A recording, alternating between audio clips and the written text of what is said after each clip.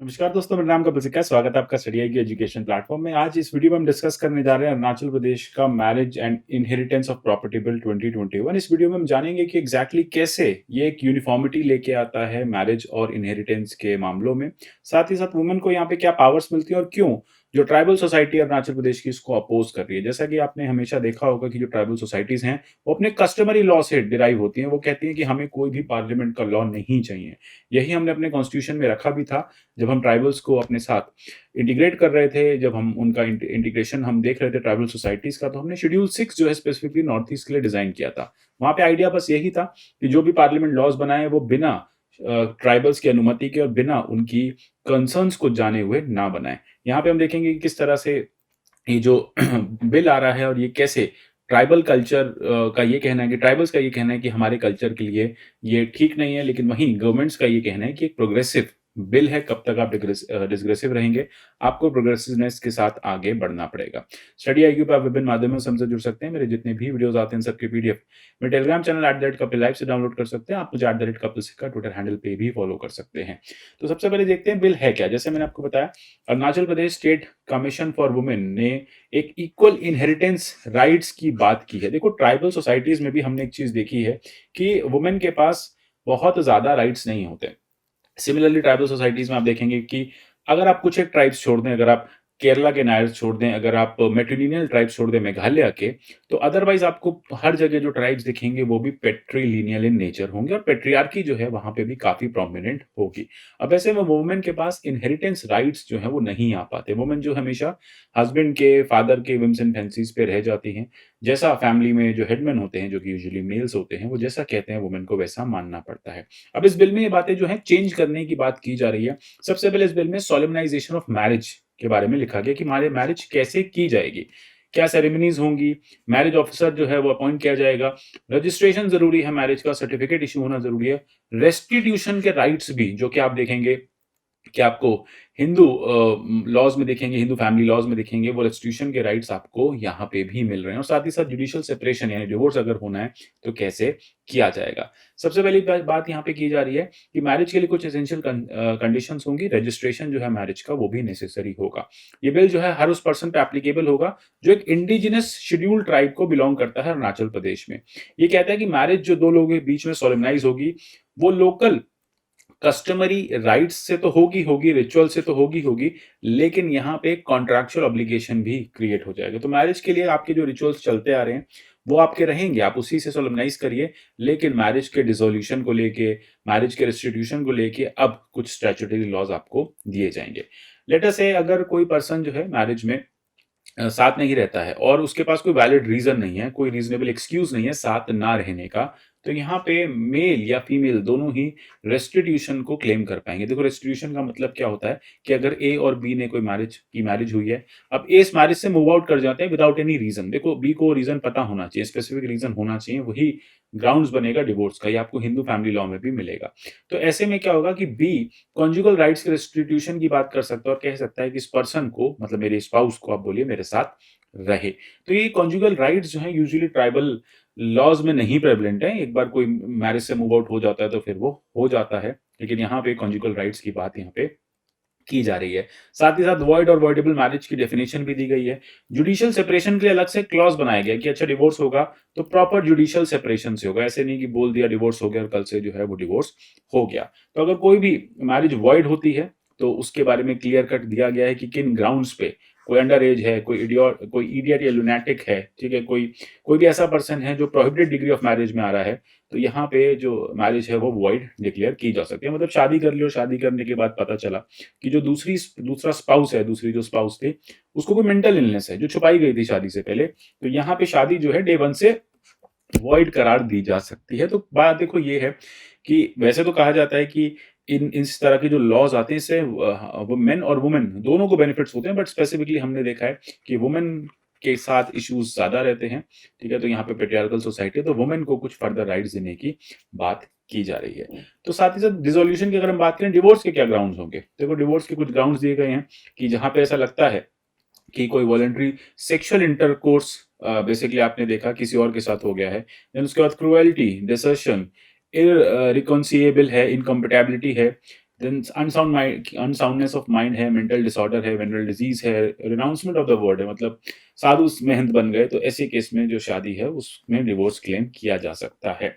साथ ही साथ अगर स्पाउस जो है वो कहीं चला गया और 2 साल तक उसकी कोई खबर नहीं है, चली गई है, चला गया, 2 साल तक कोई खबर नहीं है, 1 साल से साथ नहीं रह रहे, कोहैबिटेशन नहीं हो रहा, कोई रेस्टिट्यूशन भी नहीं हो पा रहा है, तो यहाँ पे वाइफ जो है वो या फिर वाइफ की प्ली आई है रेप की, सोडोमी की, बेस्टालिटी की, तो इस कॉन्टेक्स्ट में जो शादी है वो डिवोर्स वहां पे हो सकता है, डिसॉल्व हो सकते हैं और डिवोर्स के ग्राउंड्स बन सकते हैं। अच्छा, जब डिवोर्स होगा तो एलिमनी और मेंटेनेंस भी दी जाएगी। अगर वाइफ अपने आप को मेंटेन करने के काबिल नहीं है तो वहां पे मेंटेनेंस जो है वो नेसेसरी है। कोर्ट जो है एक लमसम अमाउंट फाइनलाइज कर देगा और उसके अकॉर्डिंग परमानेंट एलिमनी जो है वो दी जाएगी। अगर माइनर चाइल्ड है, कोई साथ में बच्चे हैं, अनमैरिड डॉटर है, कुछ भी ऐसे हैं जो अपने आप को मेंटेन नहीं कर पा रहे, तो उनकी भी मेंटेनेंस जो है वो हस्बैंड को देनी पड़ेगी। बच्चा अगर 10 साल से कम का है तो वो माँ के पास रहेगा। बच्चा अगर 10 साल से ज्यादा का है तो फिर कोर्ट डिसाइड करेगा कि बच्चे की कस्टडी किसके पास जाएगी, गार्डियनशिप कौन रखेगा। अच्छा, इस बिल में जब बात होती है प्रॉपर्टी डिवीजन की, तो प्रॉपर्टी को 2 तरह से रखा गया है। एक है मूवेबल, इमूवेबल, एक है इनहेरिटेड, एक्वायर्ड। ठीक है, इंसेस्टर प्रॉपर्टी है, विलेज इंसेस्टर प्रॉपर्टी है, मूवेबल है, इमूवेबल है। जैसी प्रॉपर्टी होगी उसी तरह से बंटवारा होगा। फादर को, जैसा कि हम जानते हैं कि हेड ऑफ द फैमिली होते हैं, तो अगर फादर की डिमाइस हो जाती है तो मदर को हेड ऑफ द फैमिली बना के प्रॉपर्टी का बंटवारा जो है किया जाएगा। तो यहाँ पे ये बात भी क्लैरिटी आ जाती है कि शादी से अलग इनहेरिटेंस के लॉज भी इन्हीं लॉज में लिखे गए हैं कि कैसे प्रॉपर्टीज का डिवीजन होगा अमंग वेरियस सिबलिंग्स। तो यहाँ पे सीधी सी बात है कि अगर कोई भी पर्सन की, अगर आपको दिख रहा है कि एब्सेंस है उसकी, उसने विल नहीं दी है प्रॉपर्टी के डिवीजन में, तो वाइफ जो है, अगर मतलब लेटेस्ट से उस पर्सन की डेथ हो जाती है और उसने बताया नहीं था कि मेरे मरने के बाद ये प्रॉपर्टी किसके नाम होगी, तो ऑटोमेटिकली वो फैमिली में वाइफ के नाम चली जाएगी और वाइफ के पास फिर राइट्स होंगे उस प्रॉपर्टी को डिसॉल्व करने के। तो एक बड़ी इंपॉर्टेंट बात है कि अगर डिसीज्ड कोई हस्बैंड होता है, उन्होंने कोई प्रॉपर्टी इनहेरिट की है और कोई भी विल वो इंटेस्टेट में चले गए, बिना विल लिखे चले गए हैं, तो अगर विडो एक है या एक से ज्यादा विडो हैं, तो वहां पे प्रॉपर्टी उन विडोज को मिल जाएगी और उसके बाद वो फर्दर जो है उन प्रॉपर्टीज को आगे डिवाइड कर सकते हैं। तो इंपॉर्टेंट है कि विडोज को आधी चली जाएगी, बाकी रिमेनिंग हाफ जो है वो लीनियल डिसेंडेंट्स को चली जाएगी। ठीक है, लीनियल डिसेंडेंट्स में आगे बच्चे हैं, कौन कौन है फैमिली में, जो उस पर्सन से जिसकी डेथ हुई है उससे रिलेटेबल है, तो वहां पे प्रॉपर्टी चली जाएगी। अगर आप देखेंगे Arunachal Pradesh schedule tribe women personal property inheritance के केस में कहा है कि अगर यहाँ पे कोई विल प्रॉपरली नहीं रहती है तो प्रॉपर्टी का डिवीजन किस तरह से किया जाएगा, कैसे चिल्ड्रन पे पहुंचेगी, लीगल हेयर्स पे कैसे पहुंचेगी, हस्बैंड पे, फैमिली मेंबर्स पे, फादर मदर को कैसे प्रॉपर्टीज जो हैं वो डिवाइड की जाएंगी, ये सारी चीज़ें यहाँ पे दे रखी हैं। अच्छा, साथ ही साथ पॉलीगेमी को लेके ये काफ़ी स्ट्रिक्टनेस हो गई है कि पॉलीगेमी यानी एक से ज़्यादा शादी जो है वो अलाउड नहीं है। अगर कोई भी पर्सन एक से ज़्यादा शादी करता है तो सेक्शन 494 495 आईपीसी में उसको बुक किया जाएगा और वहाँ पे मैरिज जो है उसको वॉइड हेड कर दिया जाएगा जो दूसरी शादी की गई है। इशू देखो यहाँ पे ये आ रहा है कि काफ़ी लोग ये कह रहे हैं कि बिल्स जो हैं ये एंटी ट्राइबल हैं, एंटी अरुणाचल हैं।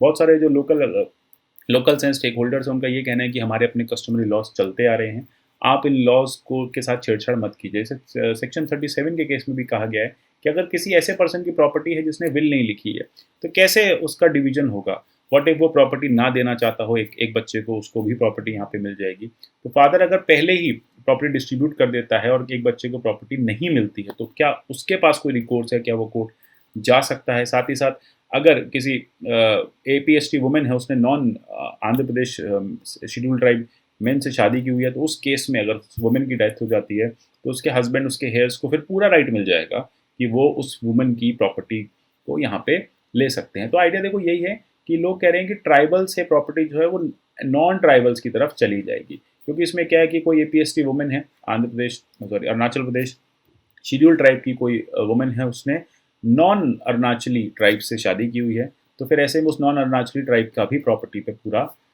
जो लीगल उसका वो है, लीगल फर्दर वो है क्लेम है वो बन जाएगा। तो ये लीगल क्लेम भी यहाँ पे आ जाएगा। तो इस तरह के अगर क्लेम्स की हम बात करें तो ये बार बार कहा जा रहा है कि इस तरह के जो लॉज हैं वो ट्राइबल के अगेंस्ट है। सेक्शन 44 की बात करें तो लिमिटेड राइट की बात यहाँ पे की जा रही है कि कोई भी इमूवेबल प्रॉपर्टी है तो उसको किस तरह से यहाँ पे इनहेरिट किया जाएगा, डेथ के केस में कैसे इनहेरिट किया जाएगा। तो ये सारे जो लॉज हैं उससे ये एग्जैक्टली कहा जा रहा है कि नॉन APST जो लोग हैं उनको काफ़ी ज़्यादा इसके बेनिफिट्स मिलेंगे रादर देन जो ट्राइबल पॉपुलेशन है वो इसके बेनिफिट्स नहीं ले पाएगी।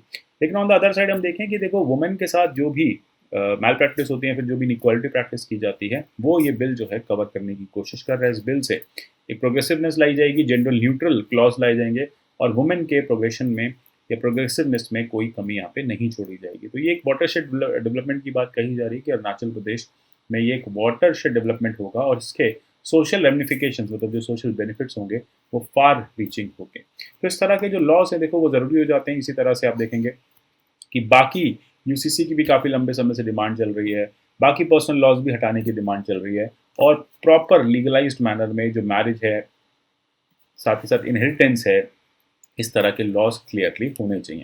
तो इससे क्या होता है कि जो कस्टम्स हैं वो हमने देखा है कि कस्टम्स हमेशा टिल्टेड होते हैं एक जेंडर की तरफ। जब सरकार नए लॉज लिखती है तो फिर वो प्रोग्रेसिव होते हैं और इक्वालिटी प्रैक्टिस करने में हेल्प करते हैं। तो इसी तरह से कहा जा रहा है कि ये लॉ भी अरुणाचल वुमेन के साथ एक इक्वालिटी जो है वो प्रैक्टिस करने की कोशिश करेगा। तो आशा करता हूँ टॉपिक आपको समझ में आएगा। मिलेंगे इस तरह के अगले और टॉपिक्स में, तब तक के लिए goodbye, take care and god bless you all.